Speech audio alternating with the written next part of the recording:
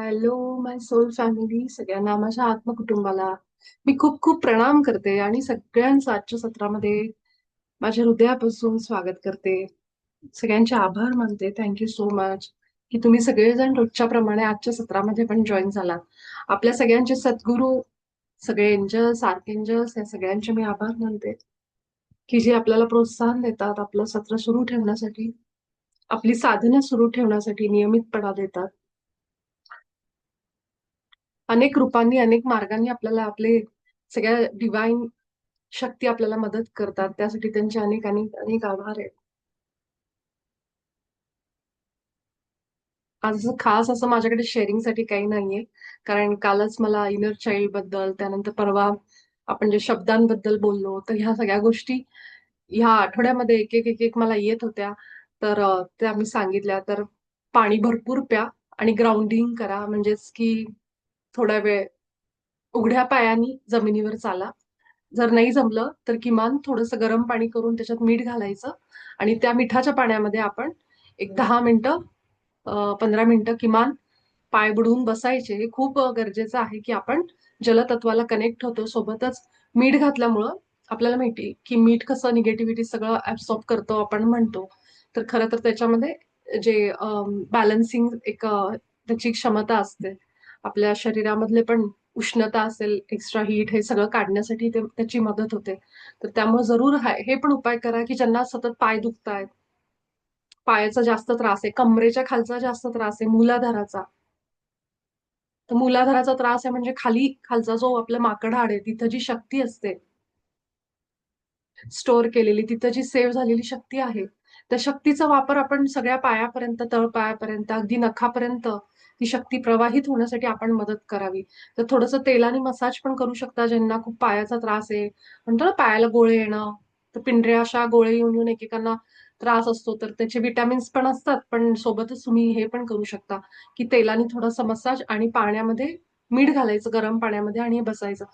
रोज पाय सोडून त्याच्यामध्ये. पण हे रोज करायचं. रोज म्हणजे तुम्हाला 15 दिवसामध्ये त्याचे फरक जाणवायला लागतील, की पाय दुखणं कमी झालंय. ज्यांना पायापर्यंत फ्लो नाही होत, ब्लड सर्क्युलेशन नीट, अशा लोकांसाठी तर हे खूप चांगला उपाय आहे.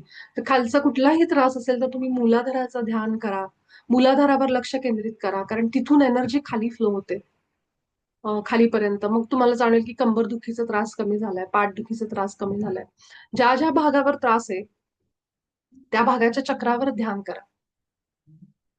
तर तुम्हाला त्याचा फरक जाणवेल. एक 10 मिनिटं थोडा वेळ त्याच्यावर ध्यान करा म्हणजे काय की फोकस करायचा त्या चक्रावर.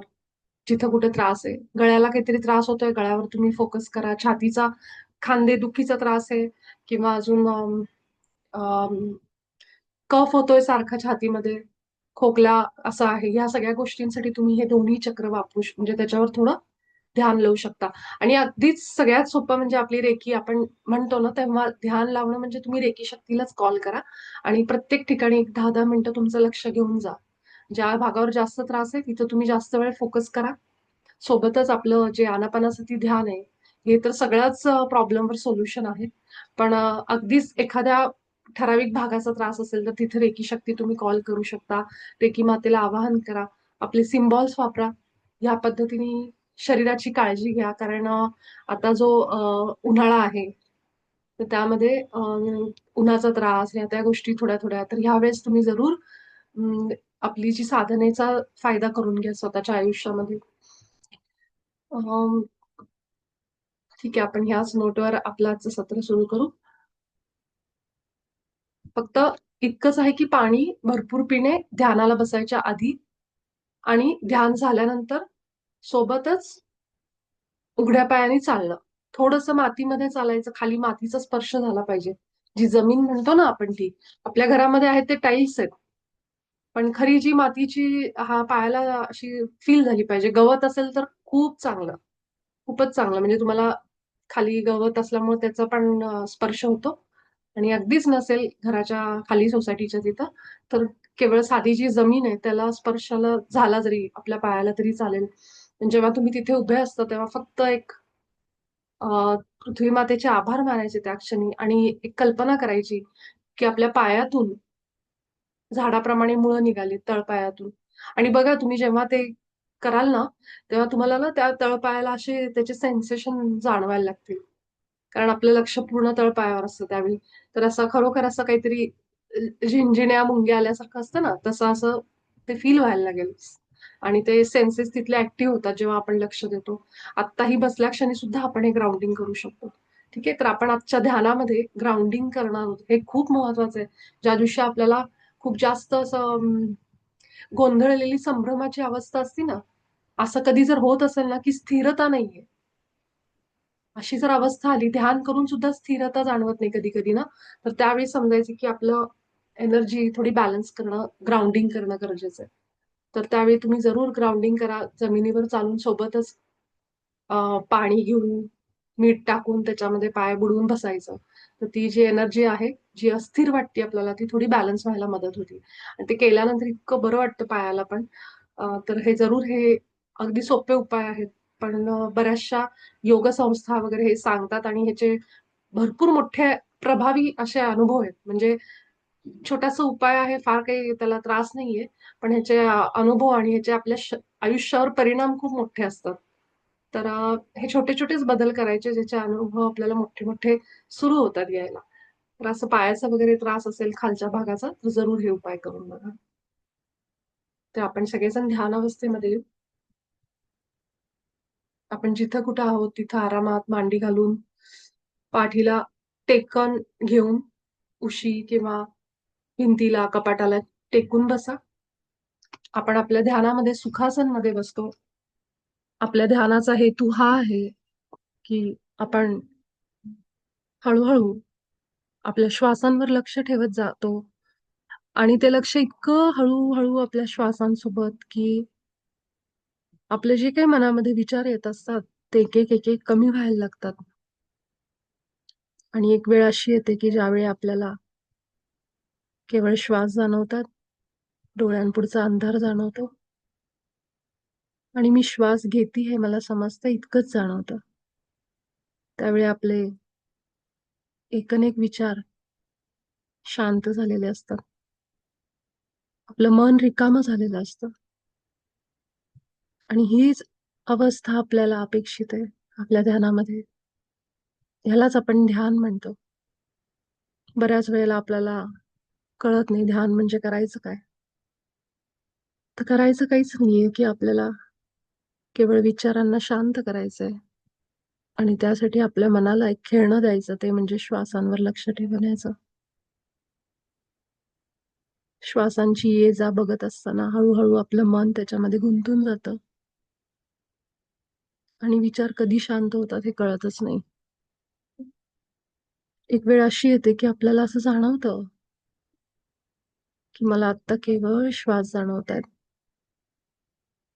विचारच नाहीयेत. आणि जेव्हा ही अवस्था येते, तेव्हा प्रयत्न करायचा, की ती शून्य विचारांची अवस्था, स्टेज थोडी लांबत-लांबत अजून लांबवायची. एखादा विचार मध्येच येईल, छोटासा, पण लगेच पुन्हा अवेअर व्हायचं आणि पुन्हा श्वासांवर जायचं. मग हळू तो एक आलेला छोटा विचार सुद्धा पटकन निघून जातो आणि पुन्हा एखाद्या शांत, संथ पाण्याप्रमाणे आपण शून्य विचार अवस्थेला येतो. आपल्या ध्यानाचं मूळ हेतूच हा आहे, की आयुष्यामध्ये दिवसभर विचारांच्या गोंधळामध्ये एकदा तरी ही अवस्था प्राप्त करायची. मग आपण ध्यानाला बसलेले असू, स्वयंपाकघरात असू, गाडी चालवत असू, ऑफिसमध्ये असू किंवा अजून कुठल्या कामात असू. त्या क्षणी देखील आपण जेव्हा शून्य विचारांवर येतो, की आता माझ्या मनात एकही विचार नाहीये, त्या क्षणाला आपण ध्यान करत असतो, डोळे उघडे ठेवून. तर चला, आपण आत्ता सुद्धा अशाच अवस्थेला जवळून अनुभव करणार आहोत, बघणार आहोत. जिथं अगदी चमत्कारिकरित्या हा पण एक चमत्कारच आहे जेव्हा आपण विचार शांत करतो. अगदी चमत्कारिकरित्या आपण आपले सगळे विचार हळू हळू विरघळत विरघळत डिझॉल्व करत अगदी शून्य अवस्थेला पोचतो. आणि त्यासाठी एक एक दीर्घ श्वासांनी सुरुवात करायची. नाकावाटे मोठा श्वास घ्यायचा आणि तोंडाने अगदी सावकाश बाहेर काढायचा. खूप रिलॅक्स वाटतं जेव्हा आपण एक एक श्वास आपल्या तोंडाने सावकाश बाहेर काढतो. अगदी मोकळं हलकं झाल्यासारखं वाटतं.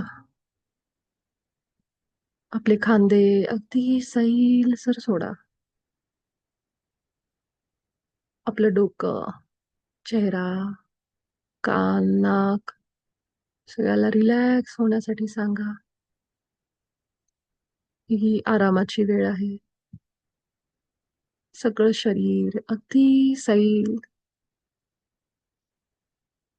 जितकं समर्पणामध्ये सरेंडर अवस्था. मी आता माझ्या हायर सेल्फला, माझ्या परमात्म्याला, परम चैतन्याला पूर्णपणे समर्पित आहे. माझं शरीर एक एक श्वासांनी शांत आणि स्थिर होत चाललंय. दीर्घ श्वास नाकानी एक आतमध्ये, तोंडावाटे एक एक श्वास बाहेर काढत असताना शरीर अजून शांत होते.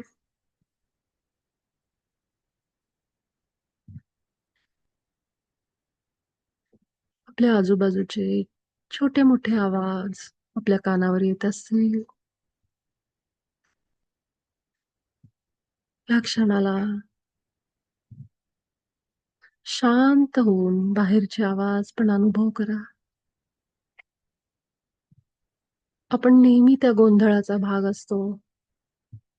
पण ही ती वेळ असते जेव्हा आपण शांत असतो आणि केवळ सगळा गोंधळ आपल्या कानांनी ऐकत असतो.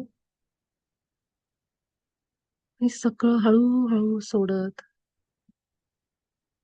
आपण आतल्या जगात गेलेलो असतो. जिथं फक्त श्वासांचा आवाज आहे. सोहम, शिवोहम, शिवोहम. श्वास घेताना सो, सोडताना हम.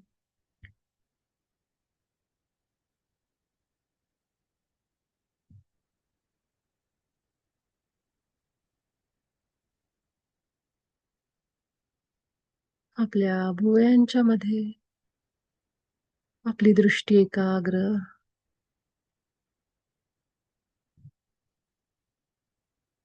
आणि केवळ आपले श्वास येता जाता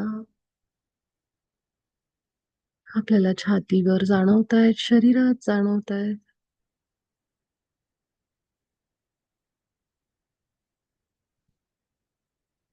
आणि या सगळ्यांमध्ये माझे विचार कधी शांत झालेत, माझं शरीर कधी शांत झालंय मलाच कळलं नाही. इतकी शक्ती आपल्या श्वासांमध्ये. हळूहळू हळूहळू आपण शांत आणि स्थिर अवस्थेला प्राप्त झालो.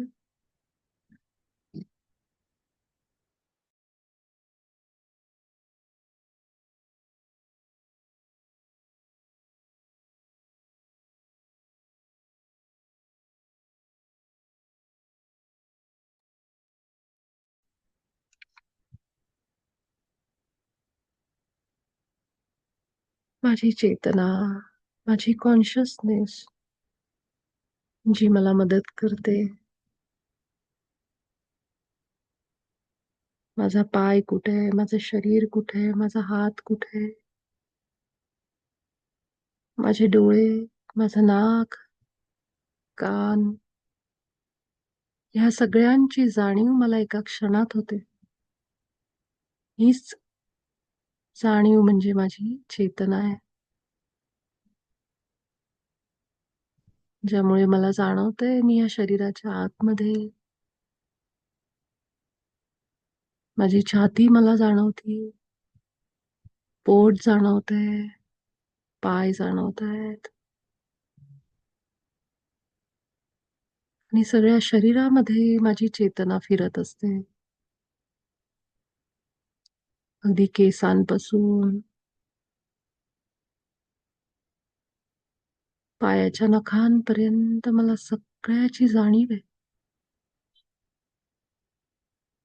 ही परम चैतन्याची शक्ती म्हणजे माझ्यासाठी वरदान आहे.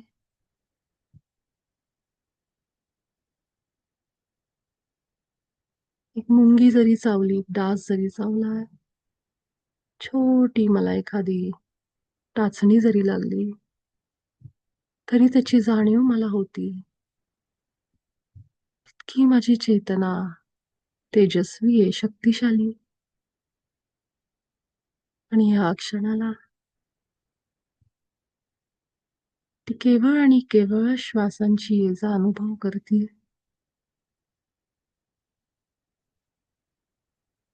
विचार निर्माण करणारं माझं मन, ते यंत्र, ते मशीन आता थांबलंय.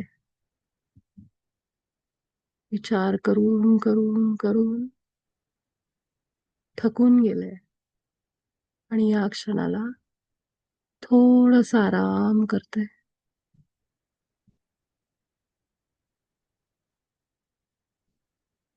हे सगळं माझी चेतना बघतीये. की कुठलाही विचार नाहीये.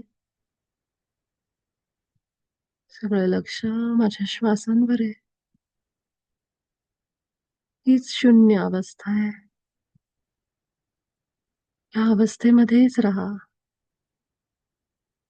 जितकं आपण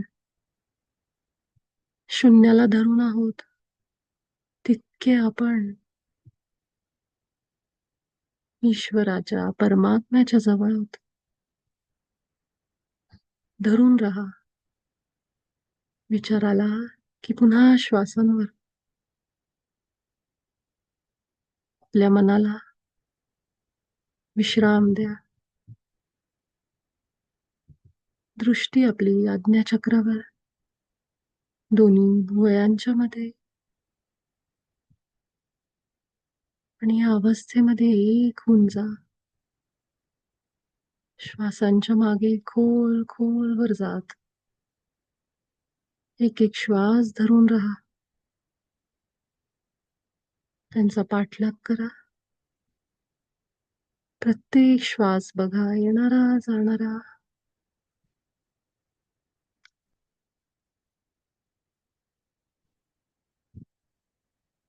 आणि सोबतच पूर्ण अवेअरनेस, जागृत अवस्था. विचारही शून्य आणि पूर्ण अवेअरनेस मध्ये श्वासांची जाणीव घेत, अनुभव घेत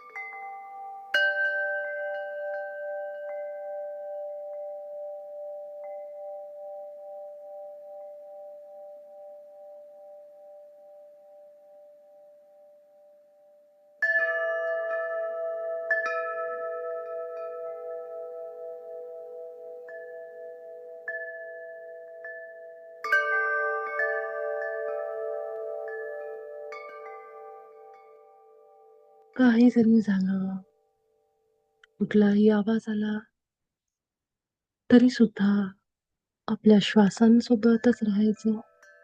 डोळे उघडायचे नाहीत. पूर्णपणे ध्यान अवस्थेमध्ये एकरूप होऊन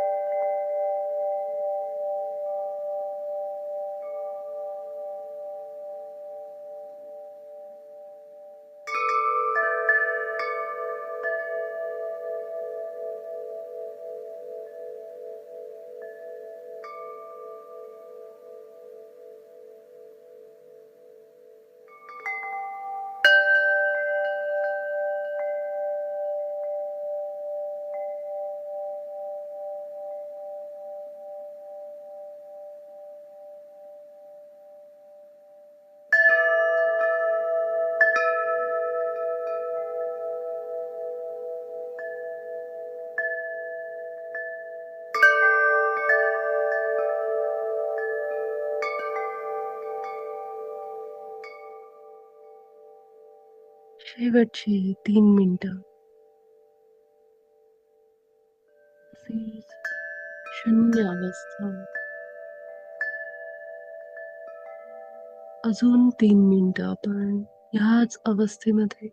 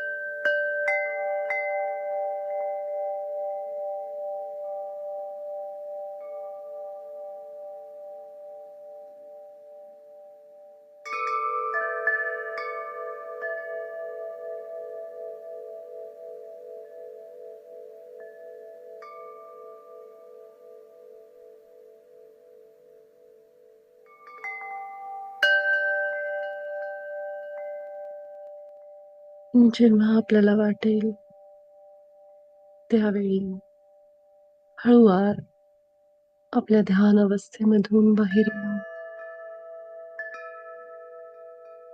आणि आपल्या हृदयातून खूप आभार व्यक्त करा परम चैतन्यासाठी. आपण सगळे भेटू उद्याच्या सत्रात. अनेक अनेक धन्यवाद.